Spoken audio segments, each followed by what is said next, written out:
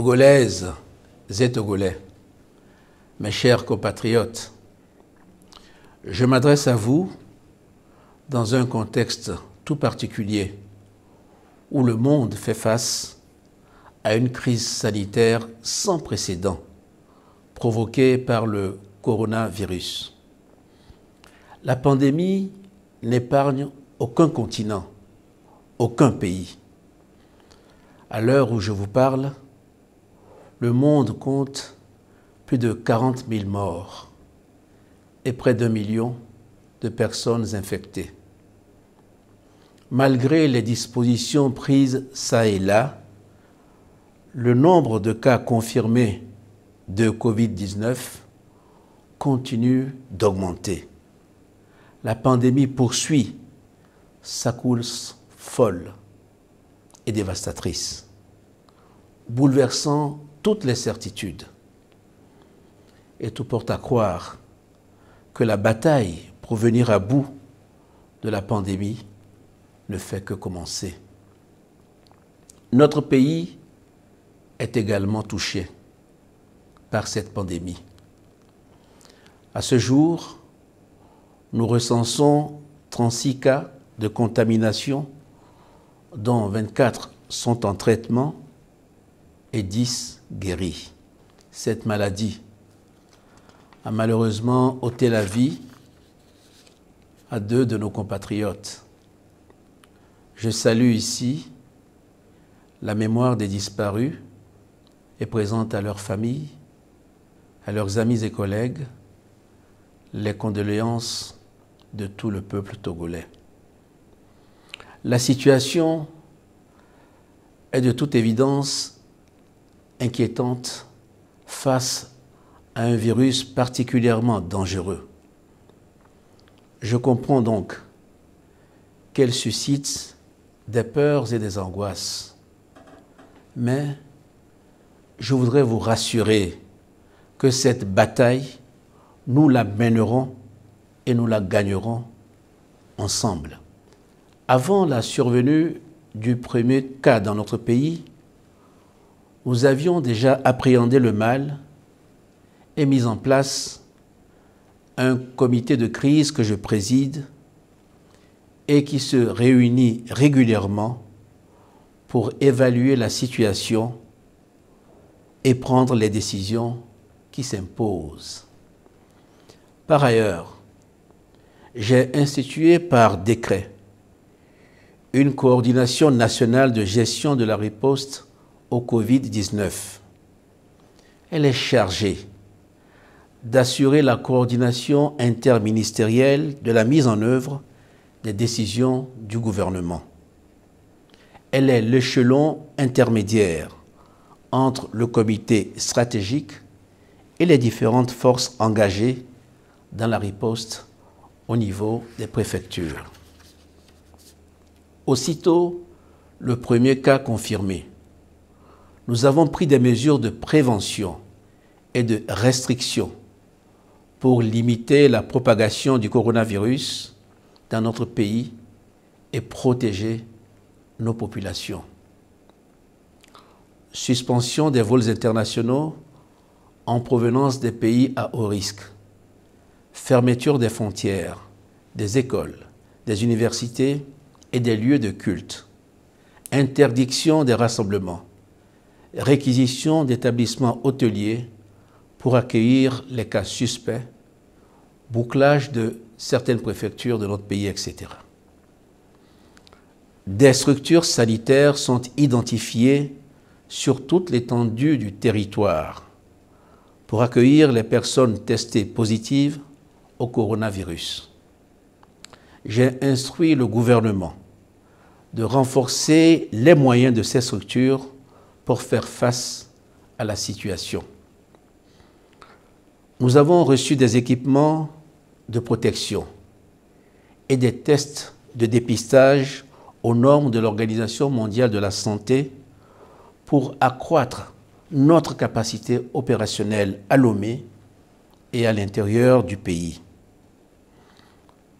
Toute personne présentant des symptômes du coronavirus peut ainsi se faire dépister de manière totalement confidentielle, rapide et surtout gratuite. Togolaises, Togolais, vous avez certainement mesuré l'ampleur du malheur qui frappe nos pays.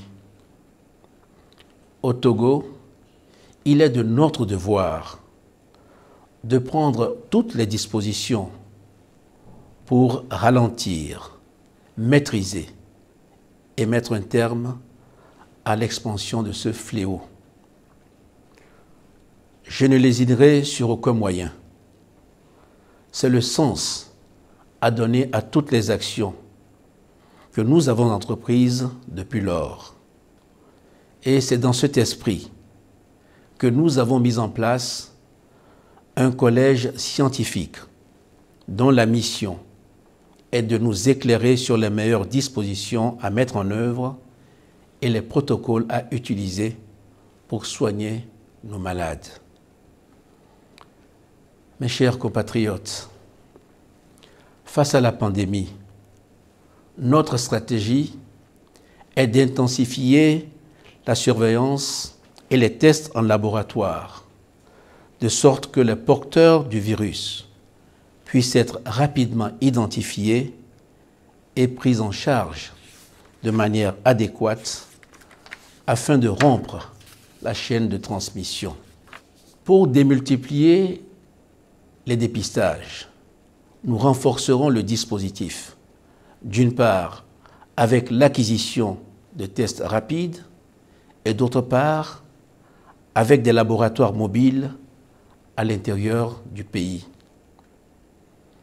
Le gouvernement a pris par ailleurs toutes les dispositions pour doter les personnels soignants qui sont au front de matériel de protection afin d'éviter qu'ils soient contaminés.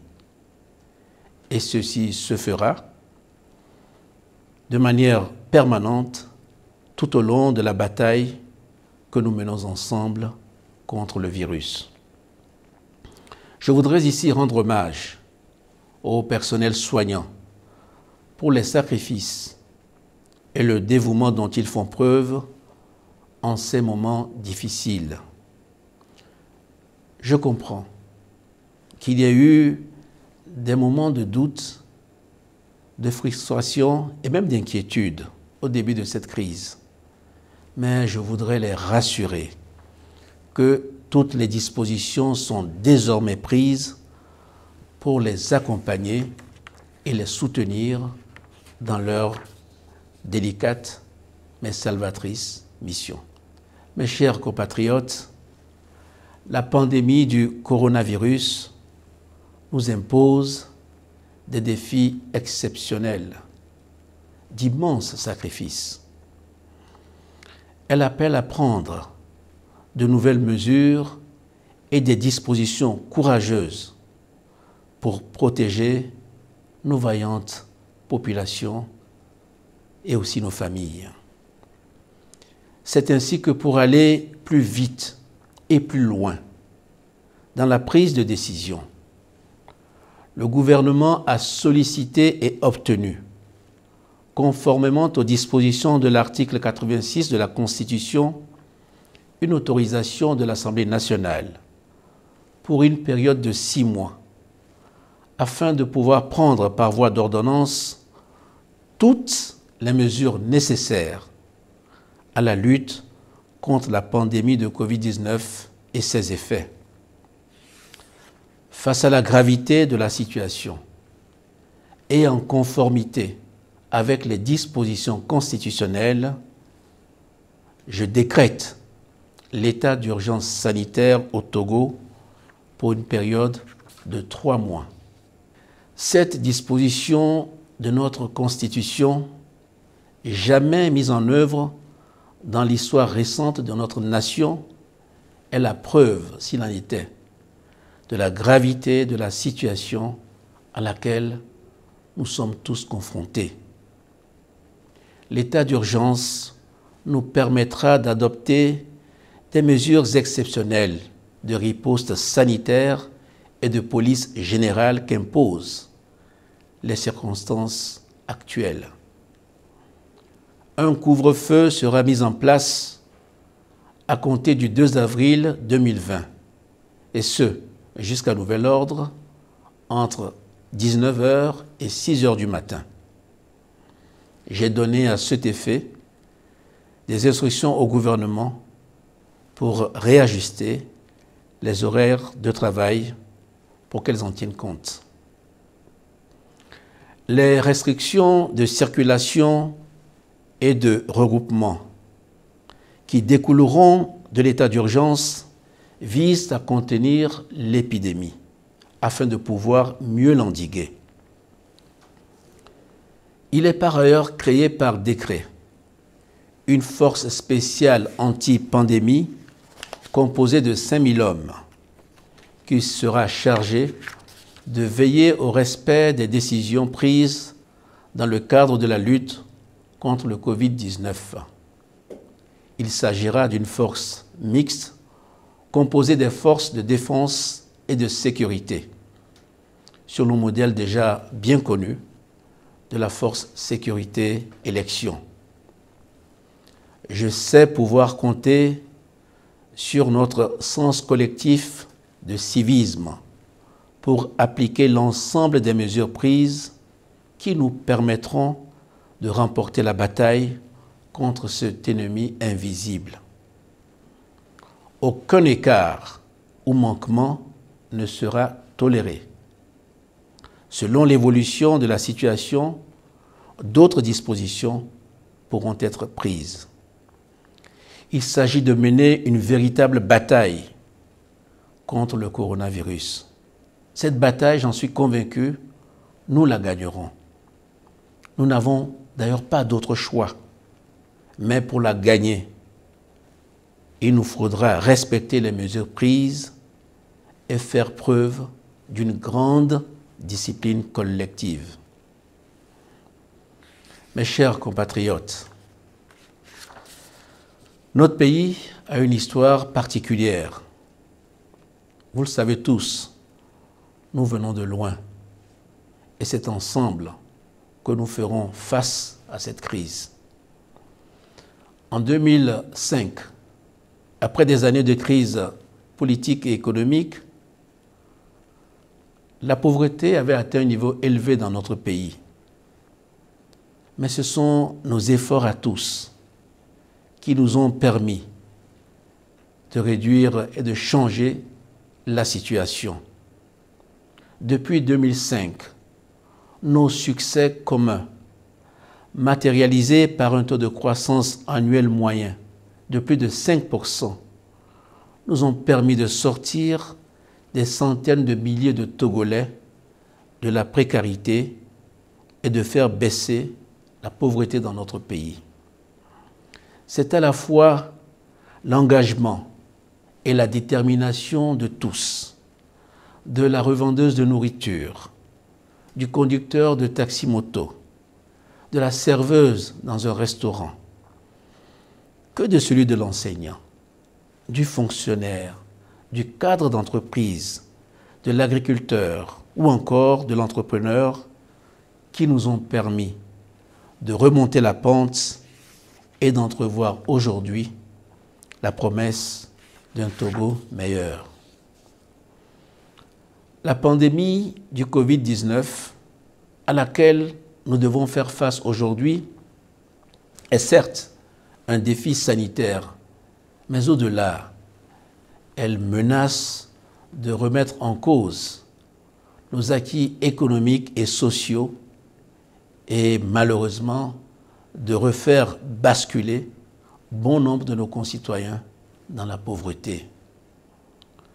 Pour contenir la propagation de la pandémie et la vaincre, nous avons pris et nous prendrons encore des mesures exceptionnelles, parfois drastiques, qui auront malheureusement des incidences sur la vie de chacun d'entre nous, surtout de ceux qui, parmi nous, sont les plus vulnérables, les plus défavorisés.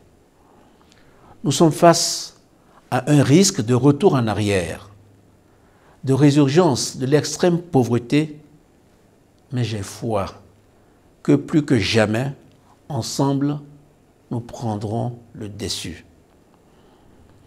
Les règles strictes de déplacement et de rassemblement qui devront s'imposer dans certaines localités empêcheront bon nombre d'entre nous de pouvoir mener des activités génératrices de revenus qui leur permettent de nourrir leur famille. Je tiens à leur dire que la collectivité nationale, la solidarité nationale seront là pour les soutenir et les aider à faire face, afin qu'ensemble, nous puissions gagner le combat contre le Covid-19. C'est la raison pour laquelle nous allons lancer dans les tout prochains jours un programme de transfert monétaire pour aider nos concitoyens qui seront les plus affectés par la crise et les mesures annoncées. Nous allons également rendre gratuit pour 3 mois l'eau et l'électricité pour les tranches sociales. Nous voulons affirmer que face à cette épreuve, la solidarité nationale sera au rendez-vous pour aider les plus démunis d'entre nous. Aucun Togolais ne sera laissé pour compte dans cette bataille que nous engageons ensemble. C'est pour cela que j'ai demandé au gouvernement d'étudier toutes les possibilités pouvant nous permettre de préserver au mieux l'activité économique des conséquences de la crise. Nous prendrons en relation avec les institutions de l'Union économique et monétaire ouest-africaine des mesures pour soutenir les entreprises, en particulier les petites et moyennes entreprises affectées par les conséquences de la pandémie. Nous attacherons une importance particulière à la situation de nos jeunes entrepreneurs qui viennent de lancer leurs activités, et ce de façon courageuse. Mes chers compatriotes, cette crise ne doit pas nous faire perdre de vue les objectifs fixés par le plan national de développement. C'est pour cela que nous mettons en place des mesures spécifiques d'accompagnement pour soutenir la production agricole et assurer l'autosuffisance alimentaire dans notre pays. La réflexion est également en cours avec le secteur privé en vue de l'adoption de mesures de soutien à la consommation, à la production et surtout à la sauvegarde de l'emploi. J'ai dès à présent demandé au gouvernement d'étudier la situation fiscale des entreprises au cas par cas, notamment celles qui sont les plus exposées aux conséquences de la crise. Pour financer toutes ces mesures socio-économiques, j'annonce la création d'un fonds de solidarité nationale et de relance économique de 400 milliards de francs CFA. Ce fonds sera alimenté par l'apport du gouvernement, les mobilisations auprès des partenaires internationaux, secteur privé national et international, et de toutes les bonnes volontés. Togolaises, Togolais, ces derniers jours, j'ai pu, une nouvelle fois, apprécier la compétence et la détermination des Togolaises et des Togolais autour d'une cause nationale. Permettez-moi de saluer ces femmes et ces hommes, médecins, scientifiques, journalistes, acteurs politiques et de la société civile, députés, élus locaux, autorités traditionnelles, artistes, forces de défense et de sécurité, leaders religieux, qui œuvrent inlassablement pour que notre pays sorte victorieux de cette épreuve difficile. Je convie l'ensemble de la population au respect rigoureux des dispositions prises dans l'intérêt de tous. Chaque citoyen doit veiller au respect des mesures annoncées par le gouvernement dans sa famille, mais aussi dans son milieu professionnel. J'en appelle donc à la responsabilité des personnes présentant des symptômes de cette maladie pour qu'elles prennent d'elles-mêmes des mesures de quarantaine et contactent les autorités sanitaires pour une prise en charge adaptée. J'invite les forces de l'ordre à veiller dans le cadre de la loi à la sécurisation des personnes et des biens partout sur le territoire national. Je remercie les partenaires du Togo pour leur soutien et leur accompagnement dans cette épreuve commune. Je témoigne de mon admiration à toutes les bonnes volontés qui se mobilisent spontanément aux côtés du gouvernement pour venir en aide aux personnes les plus affectées par les conséquences de la pandémie. Nous resterons à l'écoute des propositions constructives visant à permettre au Togo de remporter ce combat. Plus que jamais, nous devons adopter les gestes barrières et les comportements d'hygiène et de prévention. Se laver régulièrement les mains à l'eau et au savon ou avec du gel hydroalcoolique, éviter au maximum les contacts physiques, tousser dans le coude, composer le 111 en cas de besoin d'assistance ou d'informations crédibles, limiter au strict nécessaire nos déplacements et garder les bonnes distances pour rompre la chaîne de transmission du virus. Nous gagnerons cette bataille, mes chers compatriotes, comme d'autres pays, en étant disciplinés et responsables. Togolaises et Togolais, face à cet ennemi, nous n'avons aucun autre choix que celui de combattre et de vaincre. Nous devons faire front contre le coronavirus, car notre salut en dépend. Notre force réside dans l'anticipation et la prise de décision, de mesures et de dispositions énergiques afin d'endiguer la propagation de la pandémie. J'ai pour ma part la ferme conviction que nous gagnerons aussi vite que possible cette lutte si, je dis bien si, nous mettons en avant la grande maturité qui nous caractérise et dont nous avons toujours fait preuve. La dignité, la discipline et le courage démontrés constituent les marques incontestables de notre pays. Une nation déterminée et prête à relever les grands défis pour un futur de prospérité et de progrès. Que Dieu protège et bénisse notre cher pays, le Togo.